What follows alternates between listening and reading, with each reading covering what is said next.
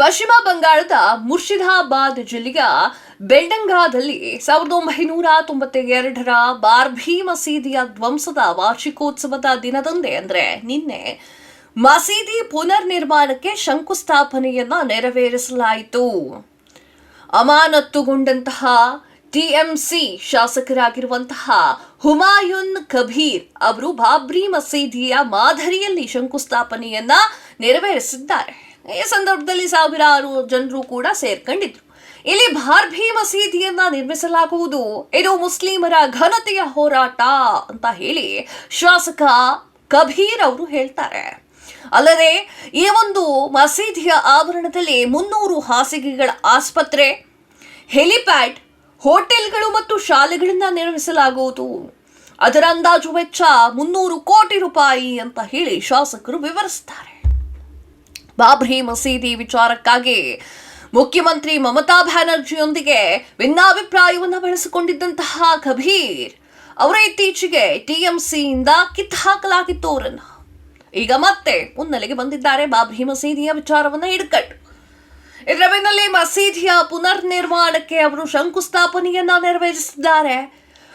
ಈ ಒಂದು ಕಾರ್ಯಕ್ರಮವು ಬೆಳಿಗ್ಗೆ 10 ಗಂಟೆಗೆ ನಿಗದಿಯಾಗಿದ್ರೂ ಕೂಡ ಮುಂಜಾನೆಯಿಂದ ಜನರು NH-12ರಲ್ಲಿ ಸೇರ್ಲಿಕ್ಕೆ ಪ್ರಾರಂಭ ಮಾಡಿದ್ರು. ಇದರಿಂದಾಗಿ ಆ ಒಂದು ಪ್ರದೇಶದಲ್ಲಿ ಸಂಚಾರ ಅವ್ಯವಸ್ಥೆಗೊಂಡಿತ್ತು.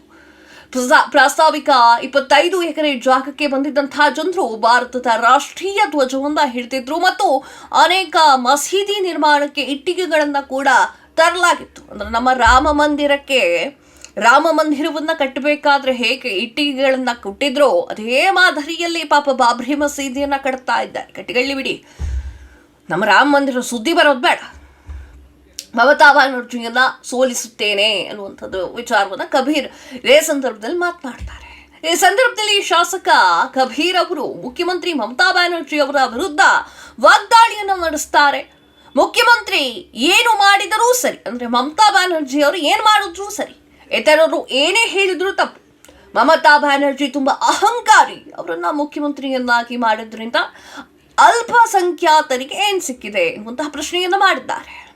ಪಶ್ಚಿಮ ಬಂಗಾಳದಲ್ಲಿ 2011ರ ಅಲ್ಪಸಂಖ್ಯಾತರ ಶಾಸಕರ ಸಂಖ್ಯೆ 67 ಇತ್ತು. 2016ರಲ್ಲಿ 57ಕ್ಕೆ ಇಳಿತು. 2021ರಲ್ಲಿ ಅದು 44ಕ್ಕೆ ತಲುಪಿದೆ.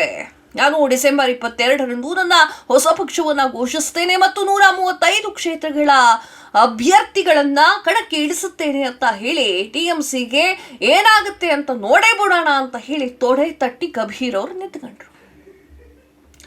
ಮಸೀದಿಯ ನಿರ್ಮಾಣಕ್ಕೆ ಹಣದ ಕೊರತೆ ಇಲ್ಲ ಅಂತ ಹೇಳಿ ರಾಜಾರೋಷವಾಗಿ ಬಾಬ್ರಿ ಮಸೀದಿಯ ಬಗ್ಗೆ ಮಾತನಾಡ್ತಾ ಇರೋರು. ಶಂಕುಸ್ಥಾಪನೆಯ ಸಮಾರಂಭದ ನಂತರ ಮಾತನಾಡಿರುವಂತಹ ಕಬೀರ್ ಮಸೀದಿ ನಿರ್ಮಾಣಕ್ಕೆ ಹಣದ ಕೊರತೆಯಾಗೋದಿಲ್ಲ, ಇಲ್ಲವೇ ಇಲ್ಲ ಅಂತ ಹೇಳಿ ಭರವಸೆಯನ್ನು ನೀಡ್ತಾರೆ.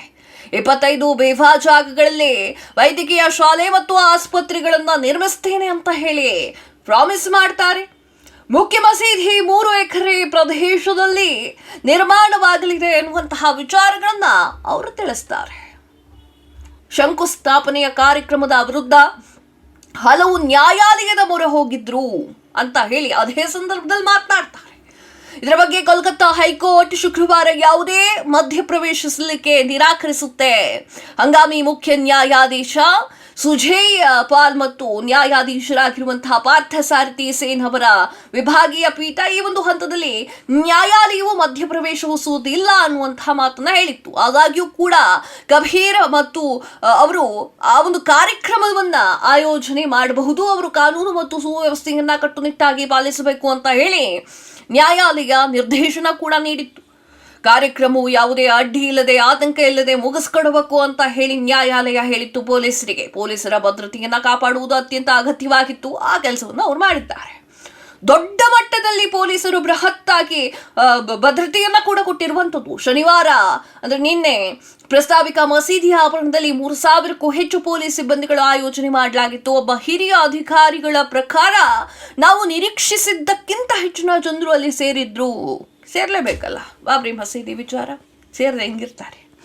ಮುರ್ಷಿದಾಬಾದ್ ಜಿಲ್ಲೆಯಲ್ಲಿ ಜನರು ಈ ಮಸೀದಿಯ ಬಗ್ಗೆ ಹೆಚ್ಚು ಆಸಕ್ತಿ ಇದೆ ಅಂತ ಅನ್ಸುತ್ತೆ.